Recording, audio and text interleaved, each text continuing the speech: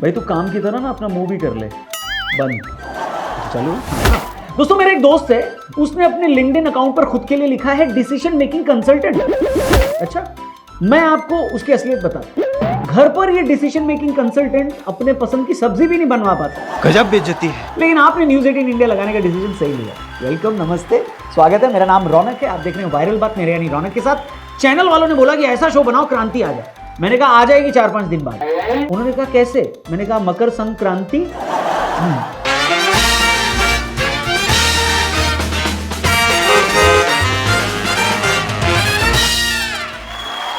पूरे हफ्ते क्या रहा देश दुनिया में हालचाल और बवाल, शुरू करते हैं। एक्शन! पाकिस्तान के लेफ्टिनेंट जनरल शरीफ चौधरी, जो कि सिर्फ नाम से ही शरीफ हैं, उन्होंने कहा है कि इंडिया हमला करके तो देखे, मजा ना कराया तो पैसे वापस। एक बार मजा ना करा दिया ना तो पैसे वापस। इनके पास पैसे हैं कहां वापस करने के लिए बॉस? अभी अमेरिका ने तुमसे पैसे वापस मांग लिए ना, तो तुम्हें चाइना से लोन लेना पड़ेगा। एक और न्यूज वायरल हुई जहां पर पाकिस्तान के कप्तान सलमान अली आगा ने यह अनाउंस किया कि वर्ल्ड कप जीतने के बाद वो लोग जय शाह से ट्रॉफी कलेक्ट नहीं करेंगे।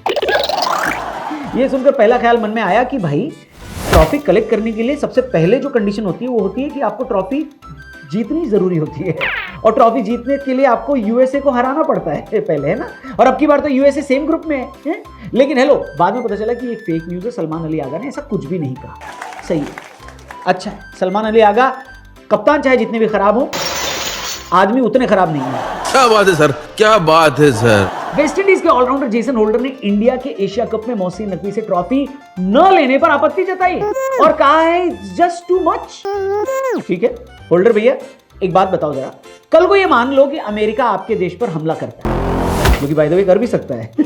तेल है आप लोग के पास थोड़ा बहुत, तो कर भी सकता है। और फिर उसके बाद आप लोग एक क्रिकेट टूर्नामेंट अमेरिका के खिलाफ जीत भी जाए, जिसकी ट्रॉफी डोनाल्ड ट्रंप देने वाला हो, तो क्या आप ट्रॉफी उनसे लोगे?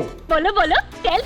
डोनाल्ड ट्रंप से याद आया, उन्होंने अब 500% टैरिफ लगाने की धमकी दे दी है, जिसके बाद शेयर मार्केट में हाहाकार मच गया। बंदर के हाथ में उस्तरा देने वाली कहावत दुनिया को अब समझ में आ रही है। यहां तो फिर भी डोनाल्ड ट्रंप के हाथ में प्रेसिडेंसी आ गई है। अभी मजा आएगा ना भिड़ो। अमेरिका वालों ने खुल्लम खुल्ला ये बोल दिया है कि अब वेनेजुएला में जो ऑयल रिजर्व है उसको हम ही लोग रेगुलेट करेंगे। Very good. यूनाइटेड नेशंस कहां हो भैया आप लोग? यूनाइटेड नेशंस का काम दुनिया की पॉलिटिक्स में अब वही है जो अर्चना पूरन सिंह और नवजोत सिंह सिद्धू का कपिल शर्मा के शो पर है। बस एक जगह बैठो, पूरा तमाशा देखो और हंसो। महाराष्ट्र के अकोला के म्युनिसिपल चुनाव में बीजेपी और एआईएमआईएम का गठबंधन हो गया। बाद में खबर आई कि ये गठबंधन टूट गया, लेकिन इसे देखकर मेरे को अम्मा याद आ गई, गवर्नमेंट अम्मा। सारे मिलके हमको पागल बना रहे हैं। मैं तो कहता हूं अब बस राहुल जी और मोदी जी साथ में मिलकर चुनाव लड़ लें, तब मैं खुशी से कह सकूंगा कि अब मैंने सब कुछ देख लिया। कुछ देखने को बाकी है। हे प्रभु, हे हरि राम कृष्ण जगन्नाथ प्रेमानंद, ये क्या हुआ? केजरीवाल जी ने कहा कि इस बार पंजाब में जो चुनाव हुआ वो बड़ा साफ सुथरा हुआ, जिसकी वजह से उनकी पार्टी को 38% वोट मिले। जाहिर सी बात है, पार्टी जीती है तो चुनाव साफ सुथरा था। दिल्ली में हार गई तो ईवीएम हैक हुई थी नहीं। यू वेरी चालाक ब्रो। एमपी के बाद अब खबर आ रही गुजरात और उत्तर प्रदेश में भी गंदा पानी पीने की वजह से लोग हॉस्पिटलाइज हो गए।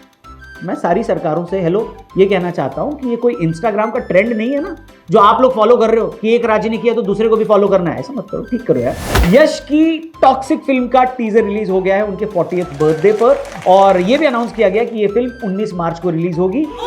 यानी ये वही दिन है जिस दिन धुरंधर 2 भी रिलीज होने वाली है। दोनों फिल्मों का क्लैश होगा। हेलो एक्सक्यूज मी, टीजर देखकर बस मैं यही कहना चाहूंगा कि भाई देख लो, धुरंधर से क्लैश अवॉइड कर सकते हो तो करो, वरना मामला आपके लिए टॉक्सिक हो सकता है। भगवान क्या जुल्म है। इसी हफ्ते बॉर्डर 2 का वो क्लासिक गाना भी रिलीज हुआ। संदेश से आते हैं, कई लोगों को ये गाना पसंद नहीं आया, मुझे ठीक लगा। सोल मेंटेन की है, गाना सुन के अच्छा लगेगा आपको। दिक्कत बस ये है कि जब बॉर्डर बनी थी ना, पुरानी वाली बॉर्डर, तब हम इस गाने से रिलेट कर गए थे, क्योंकि तब वाकई में संदेश से आते थे, चिट्ठी लिखी जाती थी। अब 5G के जमाने में भी डायरेक्टर साहब ने खत पकड़ा दिया वरुण धवन को। ये बात बस हजम नहीं हो रही है, बाकी ठीक बात तो सही है। वाराणसी के 80 घाट पर मुंबई के एक सॉफ्टवेयर इंजीनियर अंकिता गुप्ता का फोन चोरी हो गया था, जो उन्होंने खुद ही ट्रेस कर लिया और पुलिस को बता दिया कि भैया मेरा फोन वहां पर है, चलो लेने हैं। पुलिस गई तो वहां पर फोन चोरी का एक गिरोह मिल गया। इसे कहते हैं असली आत्मनिर्भर भारत। Well done Ankita. परिवहन मंत्री नितिन गडकरी जी ने कहा है कि अब 2 व्हीलर खरीदते समय कंपनी ग्राहक को 2 हेलमेट दिया करेगी। वेरी गुड, अच्छा है। पर उन्होंने ये नहीं बताया कि 4 हेलमेट के पैसे कंपनी 2 व्हीलर में जोड़ भी लिया करेगी, क्योंकि 10 रुपए का तेल तो कंपनी फ्री में देती नहीं, 2 हेलमेट कहां से दे देगी? पैसा तो कस्टमर को ही देना पड़ेगा, और जिसके नाम में ही है कष्ट और मर, वो बेचारा कुछ और एक्सपेक्ट कर भी नहीं पाएगा। बांग्लादेश की बात करते हैं। बांग्लादेश के खिलाफ देश में गुस्सा बढ़ता ही जा रहा है। लोग कह रहे हैं कि क्यों, आखिर क्यों बांग्लादेश के खिलाफ देश में इतना गुस्सा है? मैं कहता हूं क्यों ना हो। बांग्लादेश वालों ने तो एक बार धोनी जैसे सज्जन आदमी को भी गुस्सा दिला दिया। उन्होंने मुस्तफिजुर रहमान को धक्का दे दिया, तो मैच याद ही होगा आपको। मतलब हम लोग तो कैप्टन कूल के सामने कुछ भी नहीं है ना। वो भड़क सकता तो हम क्यों नहीं भड़क सकते? क्या बात है सर, क्या बात है सर। बांग्लादेश वाले अब ये कह रहे हैं कि हम वर्ल्ड कप खेलने इंडिया नहीं आना चाहते। मेरे को समझ में नहीं आ रहा है कि इन लोगों में किस बात का एटीट्यूड है। साउथ एशिया में बांग्लादेश का वही काम है जो ऋतिक के नाम में H लेटर का होता है। और बांग्लादेश वालों से कहना चाहता हूं, आप लोग इतना एटीट्यूड क्यों दिखा रहे हो? आपको बिल्कुल सहन नहीं किया जाएगा। पाकिस्तान के पास तो फिर भी आतिफ असलम, हानिया आमिर और फवाद खान है। तुम्हारे पास कौन है? हीरो आलम। मेरे सनम तेरी कसम। बांग्लादेश वाले इस वक्त फैंटम बन के घूम रहे हैं, ऐसे चौधरी बने फिर रहे हैं जैसे दुनिया की चौथी सबसे बड़ी अर्थव्यवस्था यही हो, और हमारे यहां से लोग तारों से घुसकर उनके यहां कमाने जा रहे हैं। लेकिन बांग्लादेश की हालत सबको पता है। इस पूरे हफ्ते बांग्लादेश वालों ने छाती पीटी है। दुनिया क्रेडिट कार्ड बनाती है, इन लोगों ने विक्टिम कार्ड बनाने की पूरी कोशिश करी। लेकिन आप सोचो, ये पूरा मुद्दा क्रिकेट से आगे बढ़कर डिप्लोमेटिक इशू नहीं बन पाया। क्या है मुद्दा जिसकी वजह से इंडिया और बांग्लादेश इस वक्त आमने सामने खड़े हुए हैं? आइए आपको बताओ। मामला शुरू हुआ आईपीएल ऑक्शन में, जब 16 दिसंबर को अबू धाबी में खिलाड़ियों पर बोली लग रही थी। इस ऑक्शन में बांग्लादेश के खिलाड़ी भी शामिल थे, लेकिन किसी भी बांग्लादेशी प्लेयर पर बोली नहीं लगी। हालांकि मुस्तफिजुर रहमान, जो कि डेथ ओवर स्पेशलिस्ट हैं, उन पर भर भर के पैसा लगना शुरू हो गया, और देखते ही देखते 2 करोड़ के बेस प्राइस वाले मुस्तफिजुर रहमान 9 करोड़ 20 लाख तक पहुंच गए। उन पर आखिरी बोली लगाती है शाहरुख खान की कोलकाता नाइट राइडर्स, जिसके ऑक्शन टेबल पर बैठे होते हैं भारत के पूर्व असिस्टेंट कोच अभिषेक नायर और साथ में कोलकाता के सीईओ वेंकी मैसूर। मुस्तफिजुर रहमान मिल जाने की खुशी में दोनों एक दूसरे से हाथ मिलाते हैं, और दिन खत्म होने पर सब अपने अपने घर लौट जाते हैं। लेकिन फिर 2 दिन बाद यानी 18 दिसंबर को बांग्लादेश में, जहां पर ऑलरेडी एंटी इंडिया वॉइस पनप रही थी, वहां पर फैक्ट्री में काम करने वाले एक हिंदू कर्मचारी दीपू चंद्र दास की लिंच करके हत्या कर दी जाती है। इस मर्डर पर भारत में बड़ा बवाल होता है, और हमने आपको इसकी पूरी कहानी भी पिछले हफ्ते के शो में बताई थी। लेकिन जब भी कोई कंट्रोवर्सी होती है, तब क्रिकेट कहता है, क्या कहता है? पता नहीं ऐसे डेंजरस सिचुएशन में मैं ऑटोमेटिकली आगे कैसे आ जाता हूँ। दीपू चंद्र दास की हत्या के विरोध में बांग्लादेश का विरोध होता है भारत के अंदर, और फिर लोगों को याद आता है कि अरे, हम तो अपनी लीग में एक बांग्लादेशी को 9 करोड़ 20 लाख में खरीद कर बैठे, वहां ह्यूमन राइट्स वायलेशन हो रहा है, हिंदू बांग्लादेश में मारे जा रहे हैं, और यहां पर हम बांग्लादेशी क्रिकेटर को खेलने के पैसे दे रहे हैं। कथावाचक देवकीनंदन ठाकुर और भाजपा के संगीत सोम अचानक से टीवी डिबेट में दिखाई देने लगते। उनको फुल माइलेज मिलती है, क्योंकि वो शाहरुख खान को वही बोल देते हैं जो कि चक दे इंडिया में उनके घर के बाहर लिखा गया था, यानी गद्दार। पर मैं आपको बता दूं, शाहरुख खान और कोलकाता नाइट राइडर्स को फालतू में ही लपेट लिया गया। अगर बीसीसीआई किसी प्लेयर को ऑक्शन में डालती है, तो यहां पर जो 10 टीमें बैठी हैं, उनको तो यही लगेगा ना कि भाई ये खिलाड़ी की स्क्रीनिंग हो चुकी है, बीसीसीआई ने इनको ऑक्शन पूल में डाला है तो सोच समझ कर ही डाला होगा, और इसीलिए मुस्तफिजुर पर भी बोली लगाई गई।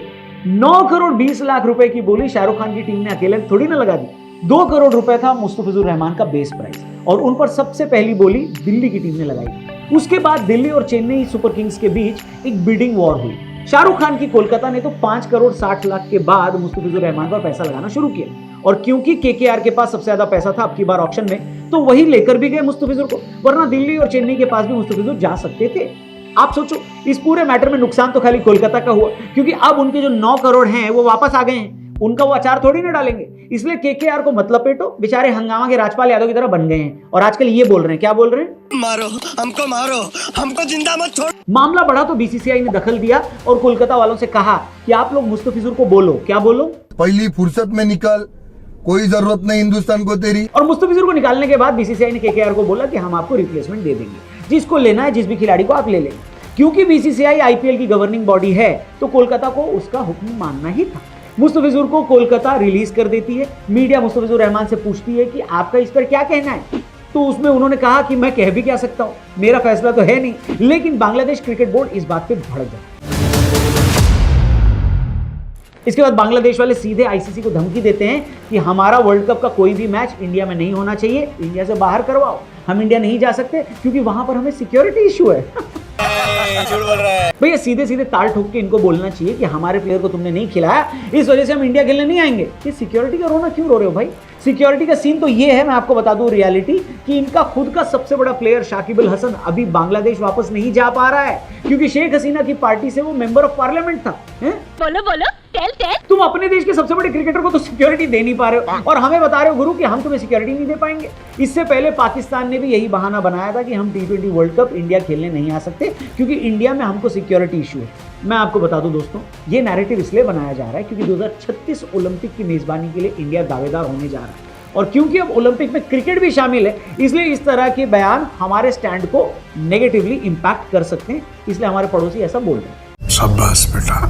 और ये सब लोग जानते हैं कि पाकिस्तान और बांग्लादेश इस वजह से इंडिया नहीं आना चाहते क्योंकि उनको पॉलिटिक्स करनी है। और वेल कायदे से देखा जाए तो होना ये चाहिए कि अगर हमने उनके एक प्लेयर को अपनी लीग से निकाला है तो वो भी अपनी बांग्लादेश प्रीमियर लीग से हमारे रोहित शर्मा और कोहली को निकाल दें। एक सेकंड, क्या मतलब रोहित और कोहली बांग्लादेश प्रीमियर लीग नहीं खेलते? अरे दिल को खुश रखने के लिए ये बोल दें कि हमने बैन कर दिया है, बाद में कभी खेलने का मन हुआ तो भी नहीं खेल पाएंगे। और वैसे भी एक रीजन बताऊं मैं आपको, रोहित और कोहली बांग्लादेश प्रीमियर लीग क्यों नहीं खेले? भाई जिस लीग का नाम ही BPL है वहां अमीर प्लेयर क्यों खेलने जाएंगे? बांग्लादेश वाले यहीं पर नहीं रुके, उनका मन इतने में भी नहीं भरा, उन्होंने एक और ड्रामा किया। उन्होंने बोला कि हम इस बार IPL बांग्लादेश में दिखाएंगे नहीं, ब्रॉडकास्ट नहीं करेंगे। ठीक है भाई, ये वही बात होगी कि चाइना वाले बोले कि हम अपने यहां पर हिमेश रेशमिया का कॉन्सर्ट नहीं रखेंगे। हिमेश रेशमिया को क्या ही फर्क पड़ेगा कि उनका कॉन्सर्ट चीन में हो रहा है नहीं हो रहा है, क्योंकि आज तक भी कभी नहीं हुआ था, आगे भी नहीं होगा। तो माय फादर्स व्हाट्स गोस। आपको एक और मजेदार बात बताता हूं, IPL को जब बांग्लादेश में ब्रॉडकास्ट किया जाता है तो वहां पर लोकल एड्स ही मैच के बीच में चलाए जाते हैं, यानी जो नुकसान होगा वो वहां के लोकल ब्रांड्स का है। जिस देश की आबादी 150 करोड़ है उसको क्या ही फर्क पड़ेगा कि अगर किसी दूसरे देश में उसका टूर्नामेंट ब्रॉडकास्ट होने से रोक दिया जाए तो, है? अच्छा, लेकिन मैं आपको एक और बात बता दूं, बांग्लादेश वाले चाहे जितना हाथ पैर मार लें, रो लें, चूड़ियां तोड़ लें अपनी कि हम इंडिया नहीं आएंगे, हमारे मैच श्रीलंका में शिफ्ट कर दो, ये होने वाला नहीं। एक मिनट, इसकी वजह ये नहीं है कि ICC में जय शाह बैठे हुए ना, इसकी वजह है लॉजिस्टिकली ये पॉसिबल ही नहीं है। अगर आप ICC टूर्नामेंट से 1 महीने पहले अपने पूरे मैच शिफ्ट करवाना चाह रहे हो, किसी दूसरे देश में ले जाना चाह रहे हो, क्यों? क्योंकि बांग्लादेश को यहां नहीं आना है, तो खाली बांग्लादेश थोड़ी ना जाएगी फिर श्रीलंका। जिन टीमों का बांग्लादेश से मैच था उनको भी श्रीलंका जाना पड़ेगा। ना तो इसके लिए ब्रॉडकास्टर रेडी होंगे और ना तो श्रीलंका वाले ही इतने शॉर्ट नोटिस पर अपने ग्राउंड तैयार कर पाएंगे। दूसरी बात यह है कि बांग्लादेश का इंटरनेशनल क्रिकेट में महत्व क्या है, आप मेरे को बताओ जरा, क्या इंपॉर्टेंस है इनकी? एक श्रीलंका के खिलाफ नागिन डांस छोड़ दो तो उनका होना ना होना किसी को फर्क भी नहीं पड़ता। इस मामले में पाकिस्तान इनसे लाख गुना अच्छी है बांग्लादेश से। उनकी टीम रेवेन्यू भी जनरेट करवाती है और इंडिया से जब मैच होता है तो ICC की झोली भी भर जाती है। इंडिया बांग्लादेश में तो वो बात भी नहीं है जिसको देखने के लिए लोग बेचैन हो जाए।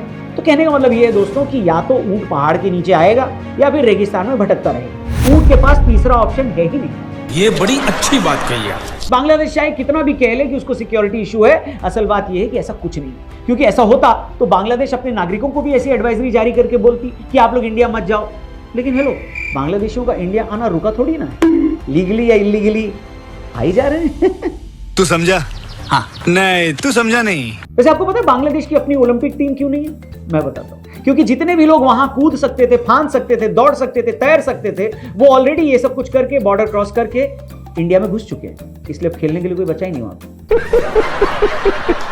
चलिए भैया, बांग्लादेश वाले तो बॉर्डर क्रॉस करते हैं, लेकिन आप लोग उससे भी ज्यादा एक मुश्किल चीज क्रॉस करते हो, पूरा हफ्ता। और पूरा हफ्ता क्रॉस करके फाइनली वीकेंड आता है। सैटरडे संडे को देखकर आप लोग कहते हो कि आज फिर जीने की तमन्ना है, लेकिन जैसे ही मंडे टू फ्राइडे को देखते हो कहते हो आज फिर मरने का इरादा है। बात तो सही है। पर अब अपना वीकेंड अच्छे से मनाओ। ये एपिसोड हमारे YouTube चैनल पे भी पाओ, हमारे सोशल मीडिया हैंडल्स को भी नोट करते हुए जाओ। यहां पर हमसे टच में जरूर रहना और देखते रहना देश का number 1 news channel news 18 India. मैं हूं रौनक, जल्दी मिलूंगा। जय हिंद।